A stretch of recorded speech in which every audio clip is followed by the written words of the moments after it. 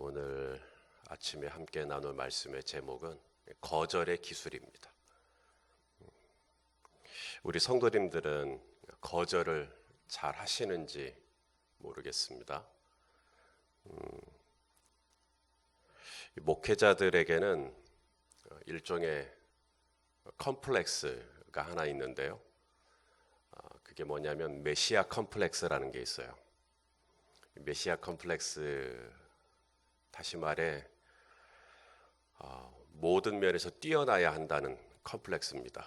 설교도 잘해야 되고, 상담도 잘해야 되고, 성경 공부도 잘해야 되고, 뭐든 잘해야 돼요.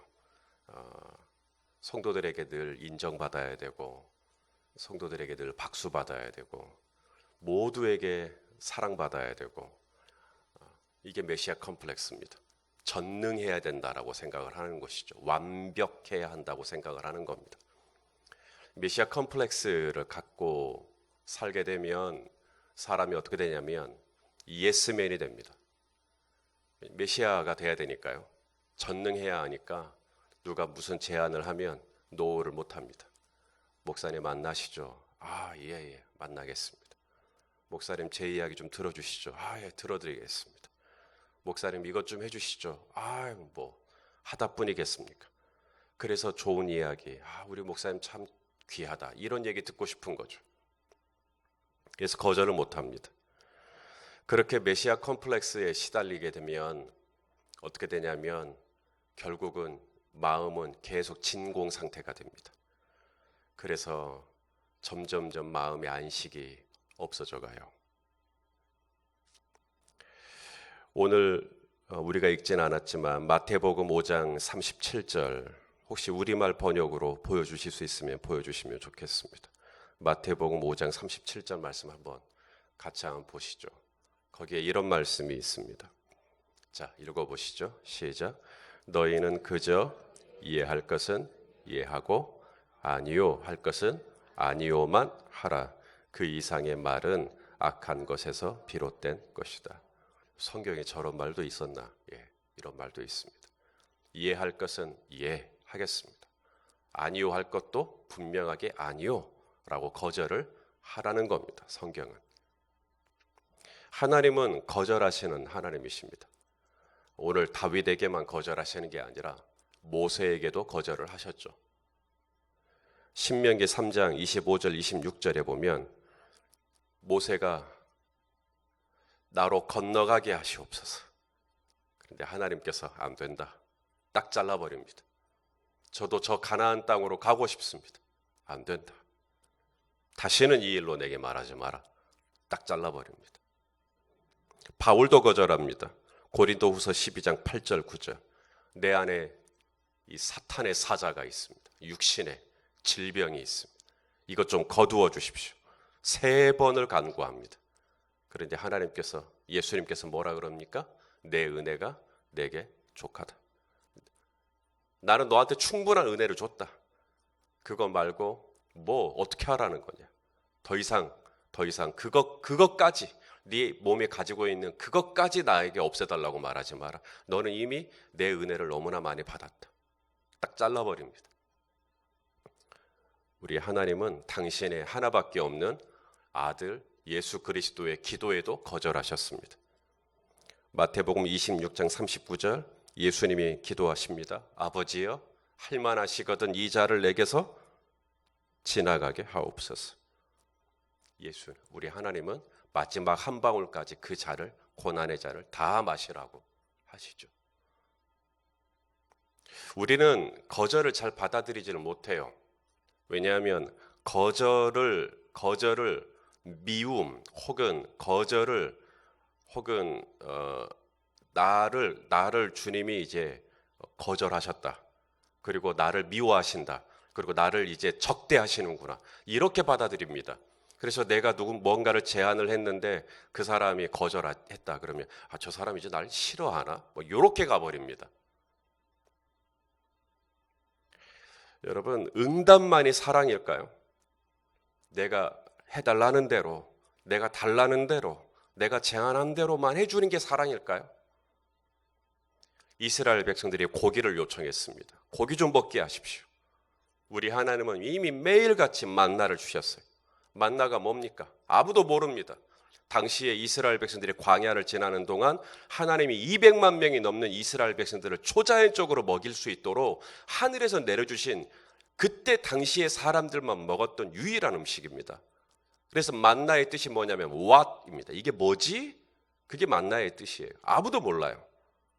그게 무슨 가시 같기도 하고 과자 같다. 그런 초자연적인 음식을 매일같이 공급받으면서도 저들은 말합니다. 고기도 좀 먹고 싶다. 시편 78편 29절 31절 하나님 고기를 주십니다. 그런데 고기를 주시긴 주셨는데 그것이 저주가 되죠. 자, 읽어보시죠. 29절에 31절까지 시작.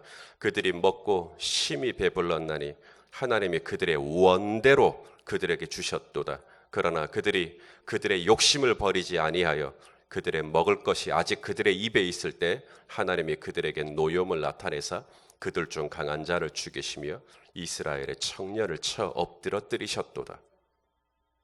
응답해 주신 것이 저주가 되는 거예요. 하나만 더 보죠. 시편 106편 15절입니다. 시편 106편 15절. 자, 읽어보시겠습니까? 시작. 그러므로 여호와께서는 그들이 요구한 것을 그들에게 주셨을지라도 그들의 영혼은 쇠약하게 하셨도다. 그러니까 응답이 됐는데 응답이 됐으니까 와 좋다가 아니라 응답이 된 것이 오히려 내 영혼을 쇠약하게 만들어버려요. 응답이 차라리 안 된 게 더 낫죠. 근데 하나님께 하도 달라고 하니까 하나님이 주셔요. 왕을 좀 세워주십시오. 우리도 이방 나라들처럼 저 블레셋처럼 저 모압처럼 저 암몬처럼 우리도 왕을 좀 세워주십시오. 하나님은 이미 사사를 통하여 선지자를 통하여 당신의 말씀들을 전달해 주고 계심에도 불구하고 사사 선지자 그런 거 필요 없다는 거예요. 왕 좀 세워달라는 거예요. 그들이 요구한 걸 들어주십니다. 그래서 주신 왕이 사울 왕입니다. 하나님은 선하신 분이십니다. 어떠한 경우에도 선하신 분이십니다. 여러분 아멘 하실 수 있겠습니까? 왜 아멘 소리가 작으십니다.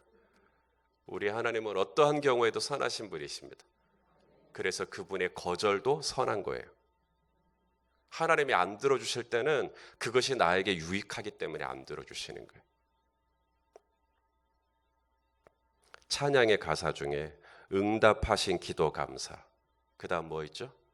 거절하신 것 감사. 거기까지도 가셔야 돼요. 응답하신 것만 감사하고 거절하신 건 안 감사하고. 거절하신 것도 은혜예요.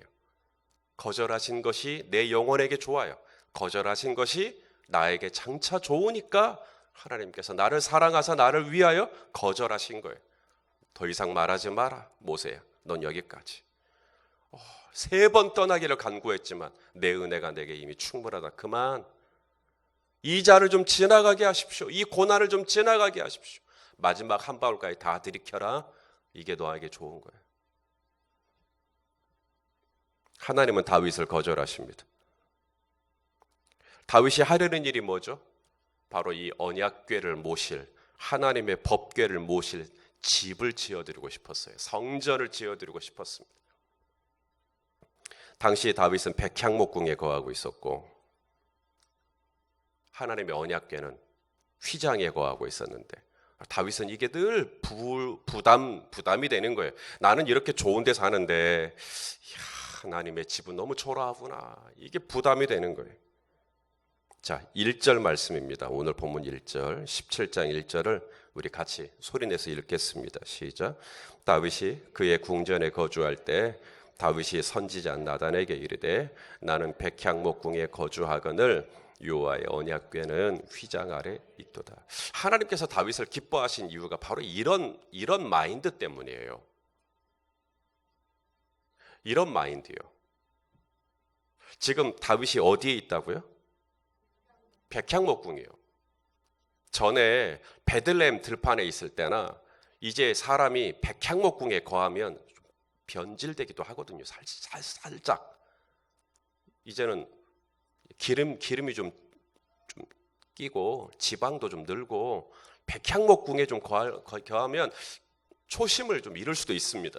근데 다윗은요, 전에 베들레헴 들판에 있을 때나 여호와는 나의 목자시니 할 때나 이제 백향목궁에 거할 때나 여전히 하나님만 생각하면 마음이 뭉클뭉클한 거예요.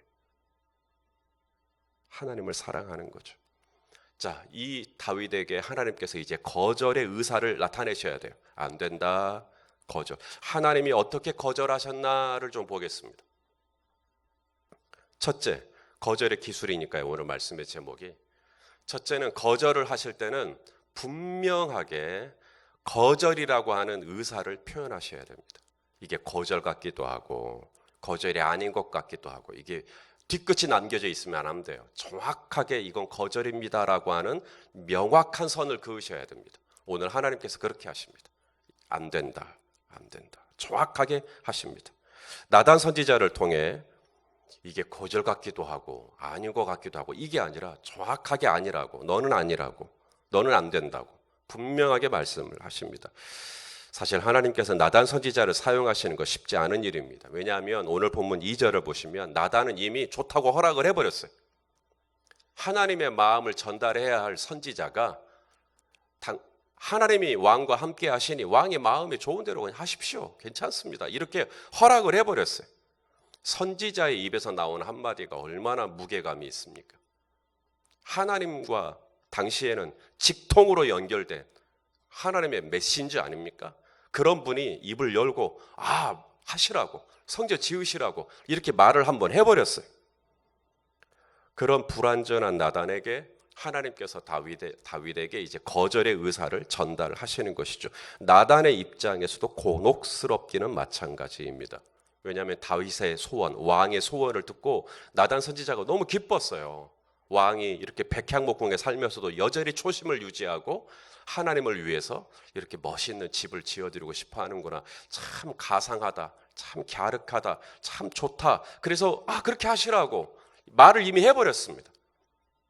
그런데 다음 날 하나님께서 이 선지자에게 안 된다고 얘기해라, 가서 분명하게 얘기해라 라고 하니 나단 선지자의 입장에서도 참 곤혹스럽습니다. 어제는 내가 된다고 그랬는데 이제 하루 지나가지고 안 된다고 내가 얘기를 하면 나의 권위가 어떻게 될 것인가? 왕이 혹시라도 나의 어떤 이 영적인 수준이나 권위를 의심하고 그러면 어떡하나? 이런 곤혹스러움이 있습니다. 그런데 오늘 본문이 끝나는 15절에 보면 나단은 하나님의 이 거절의 의사를 정확하게 전달합니다. 왕이여, 제가 어제는 잘못 말씀드렸습니다. 어제는 제가 하라 그랬는데 그건 저의 인간적인 마음이었고 오늘은 제가 분명히 하나님의 뜻을 전달합니다. 무엇입니까? 안 된답니다. 왕은 안 된답니다. 이걸 정확하게 전달하는 거예요. 이것은 일종의 테스트입니다. 어떤 테스트입니까? 하나님의 메시지를 그대로 전할 수 있는지 없는지에 대한 테스트입니다. 이후에 나단이 어떤 일을 맡게 되냐면 다윗이 범죄했을 때 유일하게 다윗의 죄를 지적하는 선지자가 나단 선지자입니다. 만일에 오늘 이 테스트, 자신의 자존심이 좀 상하는, 어제는 분명히 된다 그랬는데 오늘은 안 된다고 전달해야 되는 이 테스트를 통과하지 못했다면 하나님은 나단 선지자에게 다윗의 죄를 말씀해 주지 않았을 거예요. 그리고 나단 선지자는 왕 앞에 가서 그의 잘못을 직설하는 일을 감당하지 못했을 것입니다. 그런데 이 테스트를 통과했어요. 그리고 하나님은 계속해서 나단 선지자에게 당신의 메시지를 전달하는 일을 맡기게 되는 것이죠.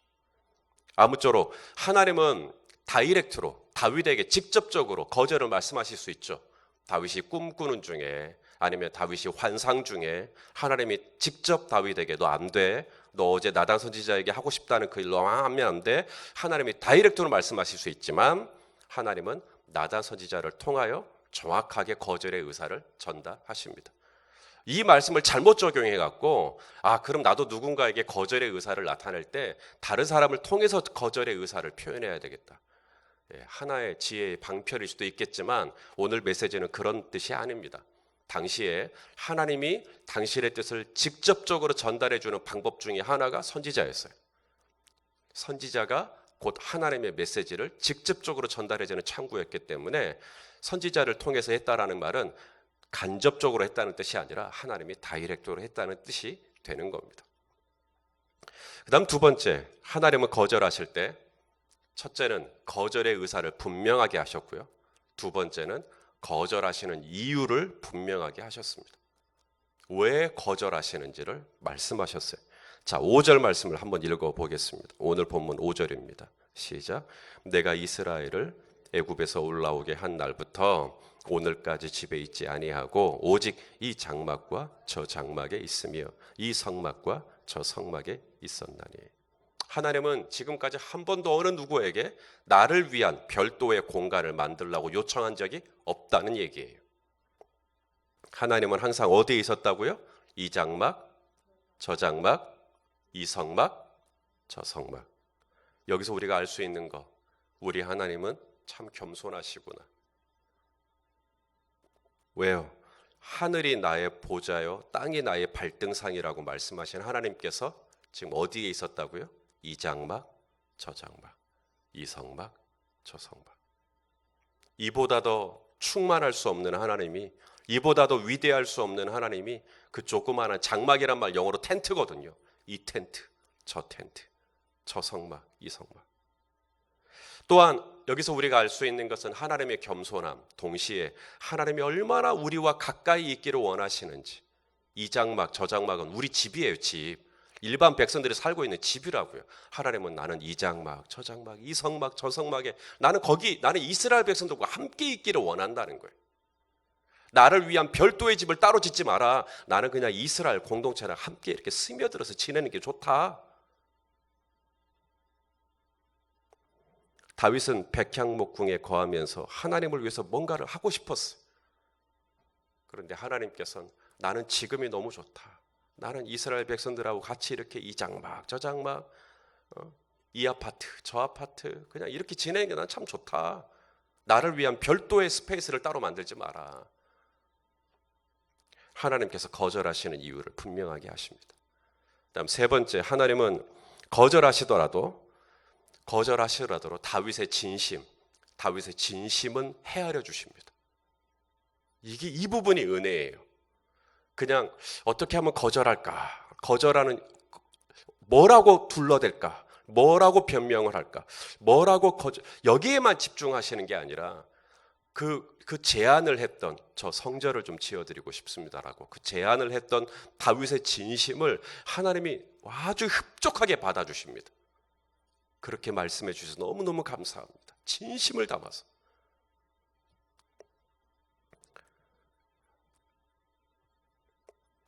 오늘 하나님이 다윗을 축복하시죠. 첫째, 다윗의 이름을 존귀하게 해주겠다. 18절에 보면 내가 너의 이름을 존귀하게 해주겠다. 그 다음에 또 하나님은 다윗이 통치하고 다스리는 이스라엘 나라를 다시는 옮기지 않도록 이스라엘 나라를 굳건하게 세워주겠다. 그리고 세 번째, 다윗의 후손, 너를 통하여 나를 아들들이 계속해서 왕위를 유지하도록 나의 인자를 더하겠다. 엄청난 축복입니다. 그리고 네 번째, 성전은 너는 못 짓지만 네 아들은 짓도록 내가 허락하겠다. 이렇게 말씀하십니다. 거절을 하지만 거절하시는 이유를 분명하게 말씀하시고, 그리고 제안을 해줬던 다윗의 진심을 하나님이 기쁘게 받아주십니다. 그리고 다윗을 축복하시죠. 사랑하시는 성도 여러분, 우리 하나님도 거절하시는데 왜 우리는 거절을 못합니까? 내가 무슨 메시아입니까? 내가 하나님보다 낫습니까? 우리도 거절할 수 있어야 돼요. 거절하되 오늘 우리 하나님이 다윗에게 한 것처럼 우리가 좀 배울 것은 없는지, 예 할 것은 예, 아니요 할 것은 아니요 해라. 여기서 지나치면 이제 내가 힘들어져요. 이거 예라고 해야 되나 아니요라고 해야 되나. 하나님이 우리에게 가르쳐 주신 거절의 기술입니다. 첫째는 분명하게 거절의 의사를 전달할 것. 그 다음 두 번째는 거절하되 왜 내가 거절하는지를 이유를 정중하게 말씀을 드리고, 세 번째는 상대방이 그 제안을 했을 때 그것을 진심을 내가 헤아려주고 그것을 흡족하게 받아줄 것. 이런 이야기들 오늘 나누고 싶었습니다. 아무쪼록 오늘 이 하루도 하나님이 우리에게 허락하신 관계 안에서 거절을 잘 하셔서 그 거절을 잘 하심으로 말미암아 하나님이 주시는 자유가 저와 여러분 안에 있게 되시기를 예수님의 이름으로 축원합니다.